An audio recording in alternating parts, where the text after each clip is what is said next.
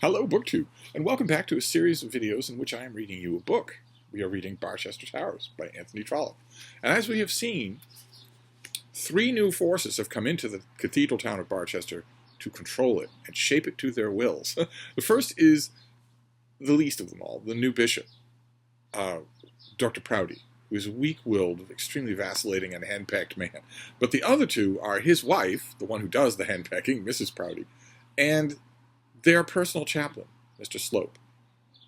And originally, Mr. Slope and Mrs. Proudie were in alliance. He is her creature. And they were agreed that the wardenship of the old hospital should go to a creature of theirs. The wardenship is currently empty. And it's a pretty good living. It's £450 a year for no work.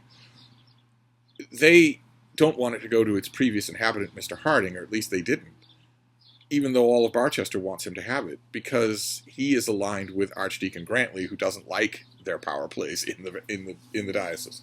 But although Mrs. Proudie has explicitly told Mrs. Quiverful, the wife of a very poor curate in a very small church, that the appointment will be her husband's, because she has that much control over her own husband. She has told the bishop this should go to Mr. Quiverful and not Mr. Harding. Although she has told Mrs. Quiverful that, Mr. Slope has come up with an agenda of his own. He has noticed that Mr. Harding's beautiful daughter, Eleanor Bold, a widow, has £1,200 a year of her own money, and he would kind of like that for himself. He would kind of like to marry her.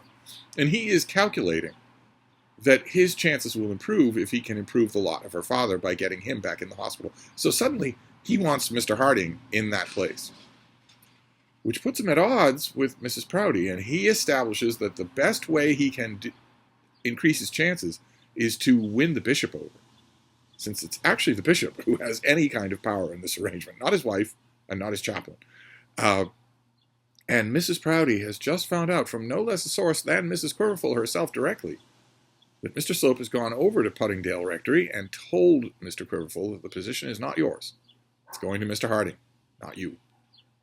She is looking out for her 14 children and their abject poverty and decides to go over to the bishop's palace and confront Mrs. Proudie directly. And it works. And our last scene ended on a cliffhanger where Mrs. Proudie storms out of the room in order to go and confront her husband directly. And that's the chapter that we're reading today. This is chapter 26. We're halfway done with this book. It was hardly an hour since Mrs. Proudie had left her husband's apartment victorious, and yet so indomitable was her courage, that she now returned thither panting for another combat. She was already greatly angry with her what she thought was his duplicity. He had so clearly given her a promise on this matter of the hospital. He had been already so absolutely vanquished on that point. Mrs. Proudie began to feel that if every affair was to be thus discussed and battled about twice or even thrice, the work of the diocese would be too much even for her. She's doing the work of the diocese. But the vanquishing, the previous victory that is being mentioned here, is that the bishop received an invitation from the archbishop to go and visit. And the invitation made no mention of a wife. So the bishop is being invited alone. And instead of simply going alone, he brings the matter up with his wife, who flat out refuses him permission to go. You will not go anywhere without me. And she has him write out a polite refusal to the archbishop, and seal it, ready for the post. But she didn't make him send it. Tactical mistake on her part. Without knocking at the door, she walked quickly into her husband's room and found him seated at his office table, with Mr. Slope opposite to him.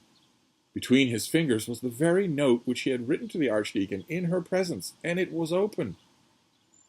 Yes, he had absolutely violated the seal which had been made sacred by her approval. They were sitting in deep conclave, and it was too clear that the purport of the archbishop's invitation had been absolutely canvassed again, after it had already been debated and decided on in obedience to her behests. Mr. Slope rose from his chair and bowed slightly. The two opposing spirits looked each other fully in the face, and they knew that each was looking at an enemy. "What is this, Bishop, about Mr. Quiverful?" said she, coming to the end of the table and standing there. Mr. Slope did not allow the bishop to answer, but replied himself, "I have been out to Puddingdale this morning, ma'am, and have seen Mr. Quiverful. Mr. Quiverful has abandoned his claim to the hospital because he is now aware that Mr. Harding is desirous to fill his old place. Under these circumstances, I have strongly advised his lordship to nominate Mr. Harding. Mr. Quiverful has abandoned nothing, said the lady, with a very imperious voice. His lordship's word has been pledged to him, and it must be respected. The bishop still remained silent. He was anxiously desirous of making his old enemy bite the dust beneath his feet. His new ally had told him that nothing was more easy for him than to do so. The ally was there now at his elbow to help him, and yet his courage failed him. It is so hard to conquer when the prestige of former victories is all against one. It is so hard for the cock who has once been beaten out of his yard to resume his courage and again take a proud place upon a dunghill. Perhaps I ought not to interfere, said Mr. Slope, but yet, certainly you ought not to interfere, said the infuriated dame. But yet, continued Mr. Slope, not regarding the interruption, I have thought it my imperative duty to recommend the bishop not slight Mr. Harding's claims. Mr. Harding should have known his own mind, said the lady. If Mr. Harding be not replaced at the hospital, his lordship will have to encounter much ill will, not only in the diocese, but at the world at large. Besides, taking a higher ground, his lordship, as I understand, feels it to be his duty to gratify in this matter so very worthy a man and so good a clergyman as Mr. Harding.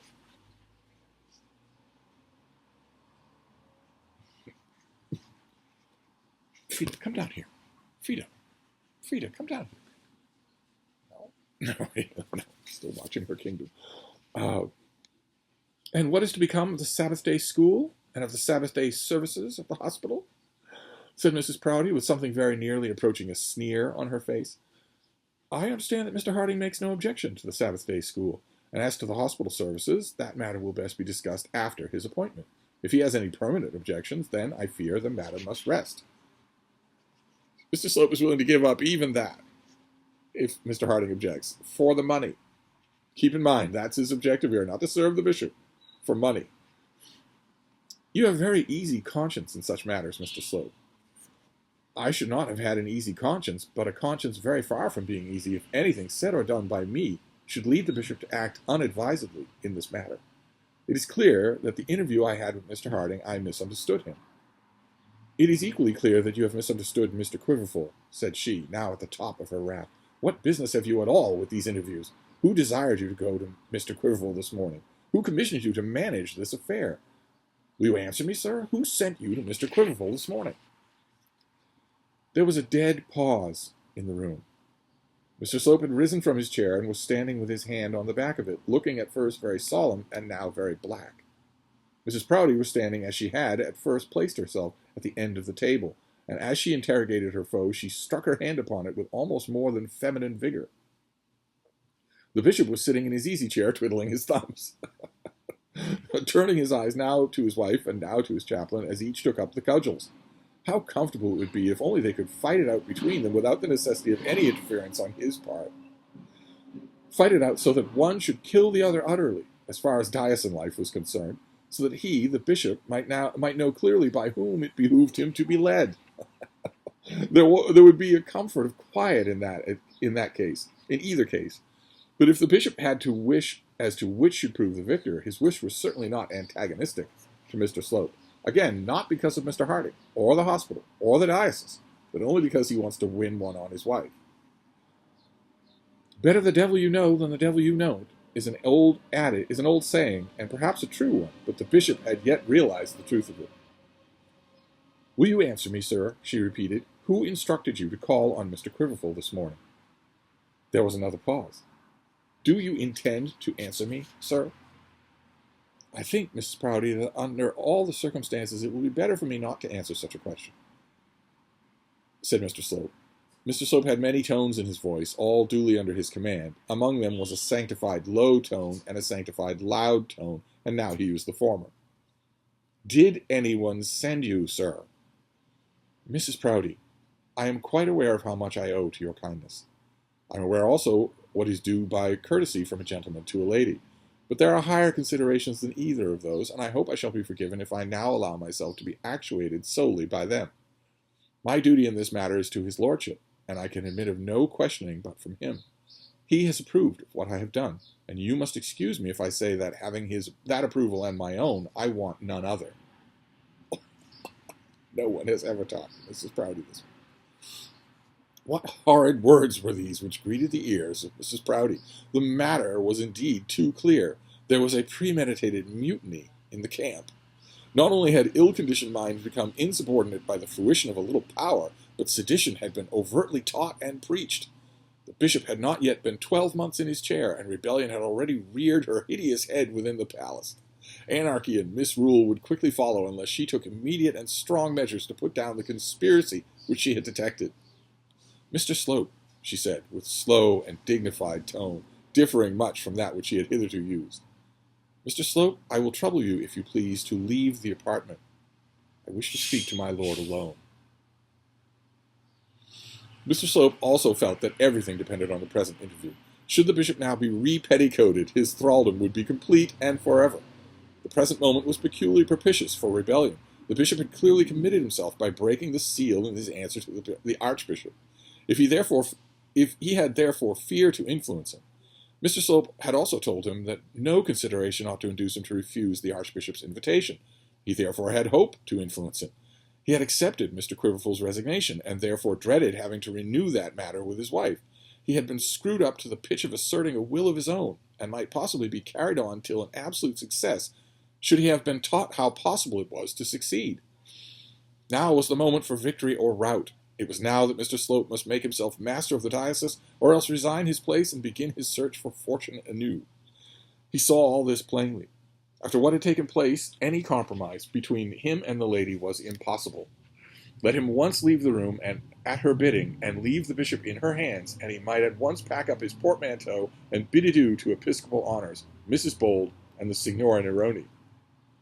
And yet, it was not so easy to keep his ground when he was bidden by a lady to go, or to continue to make a third party between a husband and a wife when the wife expressed a wish for a tete-a-tete with her husband.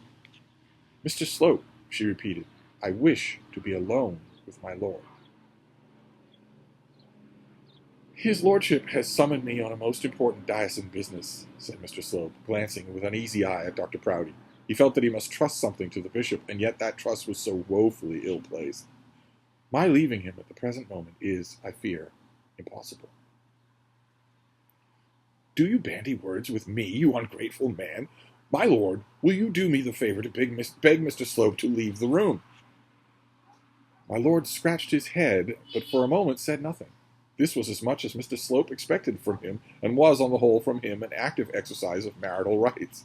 "My lord," said the lady, "is Mr. Slope to leave this room, or am I?" Here Mrs. Proudie made a false step. She should not have alluded to the possibility of retreat on her part. She should not have expressed the idea that her order for Mr. Slope's expulsion could be treated otherwise than by immediate obedience. In answer to such a question, the bishop naturally said in his own mind that it was as necessary that one should leave the room. Perhaps it might as well be Mrs. Proudie who did so. He did say so in his own mind, but externally he again scratched his head and again twiddled his thumbs. Mrs. Proudie was boiling over with wrath. Alas, alas, could she but have kept her temper as her enemy did, she would have conquered as she had ever conquered. But divine anger got the better of her, as it has done other heroines, and she fell. "My lord," said she, "am I to be vouchsafed an answer, or not?"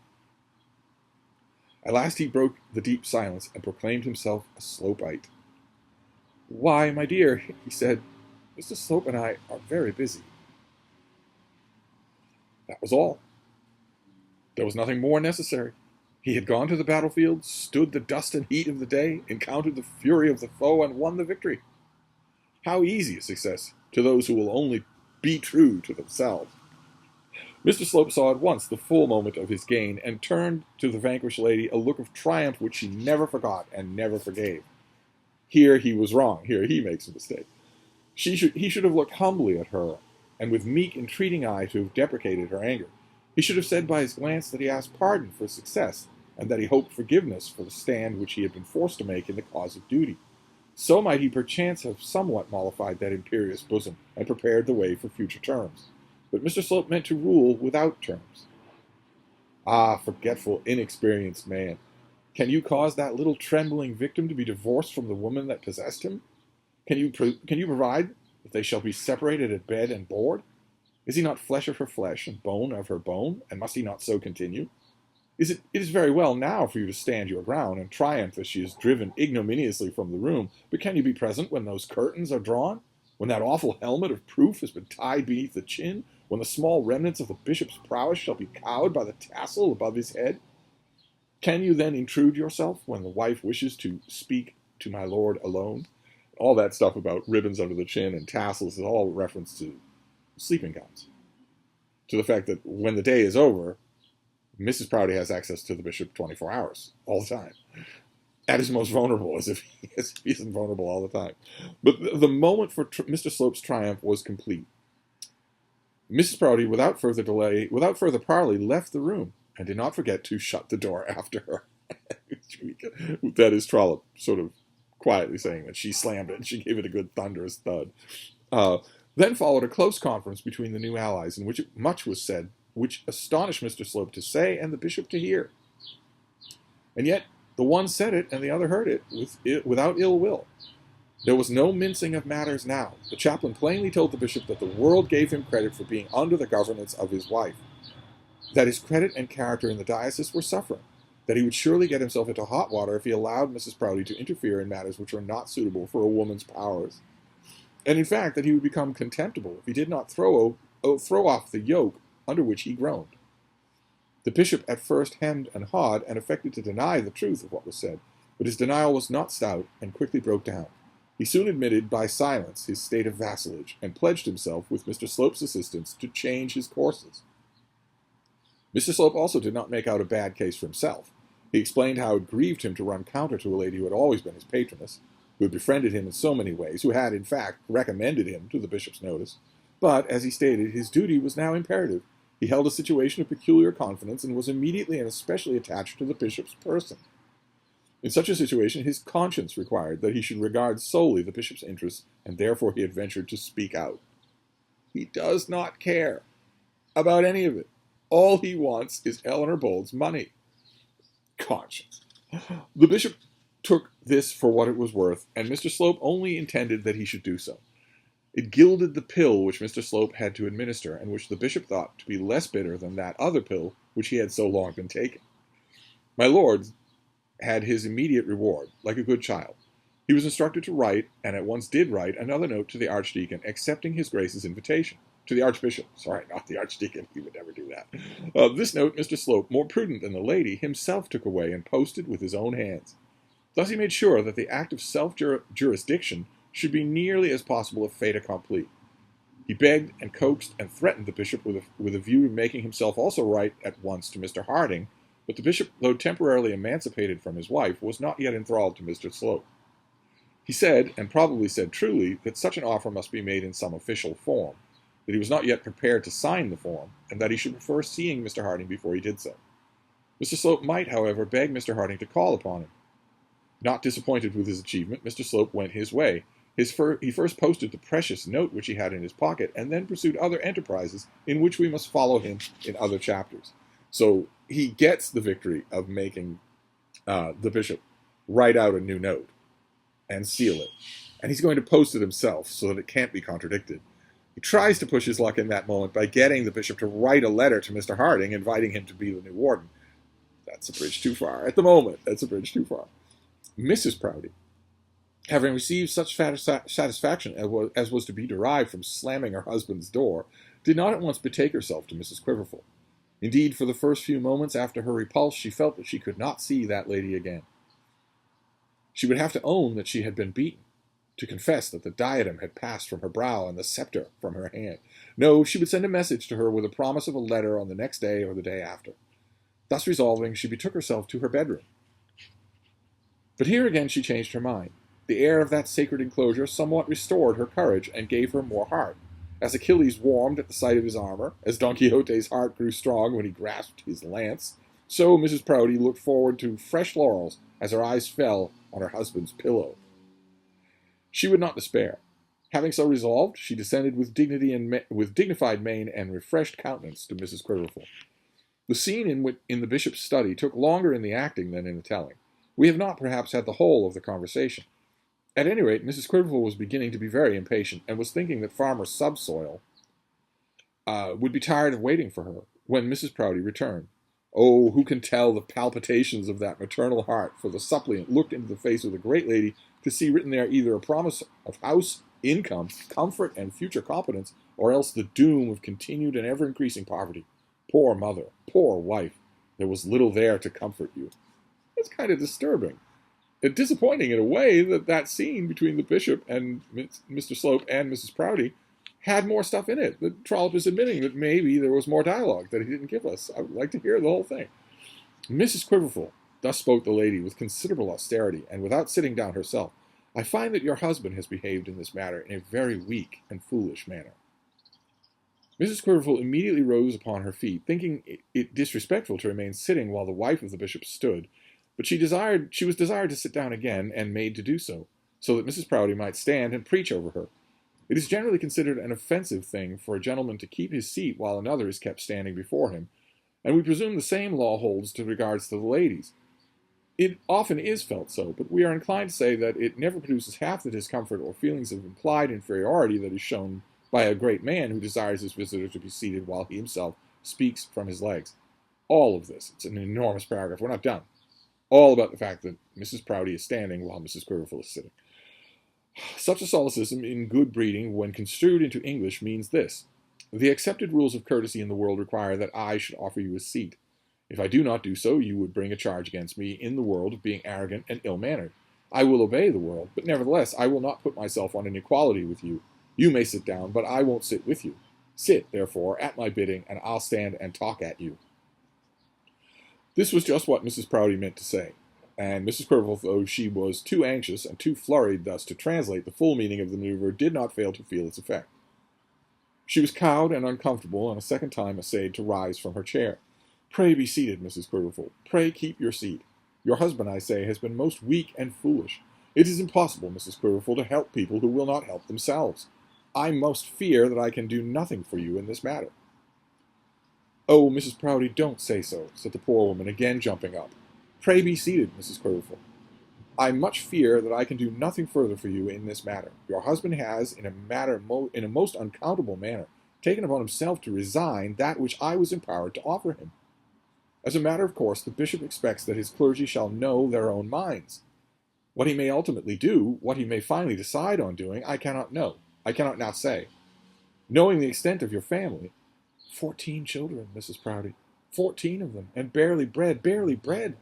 It's hard for the children of a clergyman. It's hard for one who has always done his duty respectably. Not a word fell from her about herself, but the tear came streaming down her big, coarse cheek, on which the dust of the August road has left its traces. Mrs. Proudie has not been portrayed in these pages as an agreeable or amiable lady. There has been no intention to impress the reader much in her favor. It is ordained that all novels should have their male and female angel and their male and female devil. It's again Trollope just laying open the mechanics of what he does. If it be considered that this rule is obeyed in these pages, the latter character must be supposed to have fallen to the lot of Mrs. Proudie. But she was not all devil. There was a heart inside that stiff-ribbed bodice, though not perhaps of large dimensions, and certainly not easily accessible. Mrs. Quiverful, however, did gain access, and Mrs. Proudie proved herself a woman. Whether it was the 14 children with their probable bare bread or their possible bare backs, or the respectability of the father's work, or the mingled dust and tears on the mother's face, we will not pretend to say, but Mrs. Proudie was touched. She was, mate. She was touched. Oh, dear.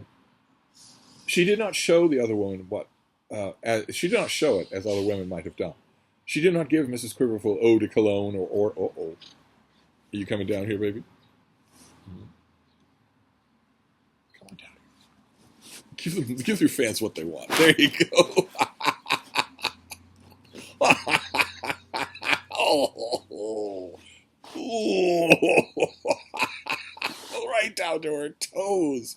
Oh, goodness.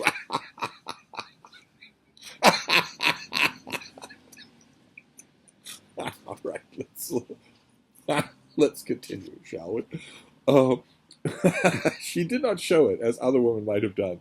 She did not give Mrs. Quiverful eau de cologne or order her a glass of wine. She did not take her to her toilette table and offer her the use of brushes and combs and towels and water. She did not say soft little speeches and coax her husband back to coax her kindly back to equanimity. Mrs. Quiverful, despite her rough appearance, would have been amenable as such to such tender little cares as any lady in the land, but none such were forthcoming. Instead of this, Mrs. Proudie slapped one hand upon the other and declared, not with an oath, for as a lady and a Sabbatarian and a she-bishop she could not swear, but with an abjuration, that she wouldn't have it done. The meaning of this wasn't that she wouldn't have Mrs. Quiverful's promised appointment cozened away by the treachery of Mr. Slope and the weakness of her husband. This meaning she very soon explained to Mrs. Quiverful. "Why was your husband such a fool," said she, now dismounted from her high horse and sitting confidently down close to her visitor, "as to take the bait which that man threw to him? If he had not been so utterly foolish, nothing could have prevented your going to the hospital." Poor Mrs. Quiverful was ready enough with her own tongue in accusing her husband to his face of being soft, and perhaps did not always speak of him to her children quite so respectfully as she might have done, but she did not at all like to hear him abused by others, and began to vindicate him, and to explain that of course he had taken Mr. Slope to be an emissary of Mrs. Proudie herself, that Mr. Slope was thought to be peculiarly her friend, and that therefore Mr. Quiverful would have been failing in the respect he had assumed in respect to her, had he assumed to doubt what Mr. Slope had said. This is actually the perfect thing to say. That it was your authority we were respecting. That's why my husband yielded, because we were respecting you. We didn't care about Mr. Slope. Thus mollified, Mrs. Proudie again declared that she would not have it done, and at last sent Mrs. Quiverful home with an assurance that the further stretches of her power and influence in the palace, the appointment of Mr. Quiverful should be insisted on.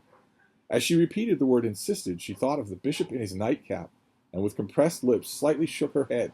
"Oh, my aspiring pastors, divines to whose ears nolo episcopari," meaning I do not wish to be a bishop, are the sweetest words. Which of you would be a bishop on such terms as these? Mrs. Quiverful got home in the farmer's cart, not indeed with a light heart, but satisfied that she had done right in making her visit. So she hasn't got exactly what she wanted. She wanted a promise. And she hasn't got that. Instead, she has discovered a rift. She isn't seeing it that way because it's not being characterized that way. Mrs. Proudie did not come to her and say, "I was just beaten. Mr. Slope is going to get his way. He got into my lord before I could." Instead, she comes in to blame Mr. Quiverful.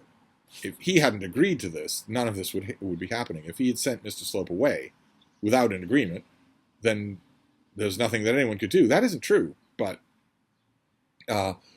in the moment, Mrs. Proudie simply cannot live with her own defeat. She had to buck up her spirits by looking at her marital bed, but she is convinced now that she will win.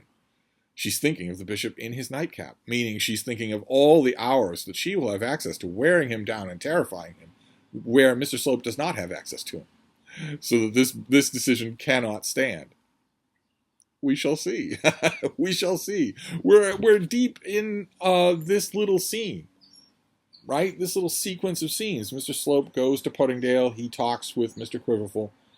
Mr. Quiverful then talks to his wife. His wife then goes to the bishop's palace. His wife then tells Mrs. Proudie what's going on. Mrs. Proudie then goes to her husband, confronts Mr. Slope, goes back and talks to Mrs. Quiverful. It's all one set. It's all one set little bit of scenes, a little round of scenes. Lots of other stuff going on in this book that has been left unattended because we've been dealing with this, protractedly, with this little exchange. Will we get back to the rest of it? And what about fox hunting? I mean, there are all sorts of other plot lines involved here. We have yet to see Mr. Arabin in action against Mr. Slope. And there's also the double romance plotline, right? Eleanor Bold is the object of marital designs by both Mr. Slope and Bertie Stanhope. And the Signora Neroni is just sitting there. Well, she can't help it. She's just laying there on her couch. But you know what I mean. Figuratively, she's just sitting there. She's a terrific character. How is she going to work on the rest of Barchester? All of that is just in abeyance while we deal with this. Now we have been shown that the rift at the palace is explicit. Mr. Slope and Mrs. Proudie are at war. Now, if you're reading this book for the first time, you might look at that and think, well, there's absolutely no way that Mr. Slope can win such a war. That you are entitled to think that at this point in the book. Will it turn out to be true? We shall see. We'll continue on next time, and I will see you then. Thank you, BookTube.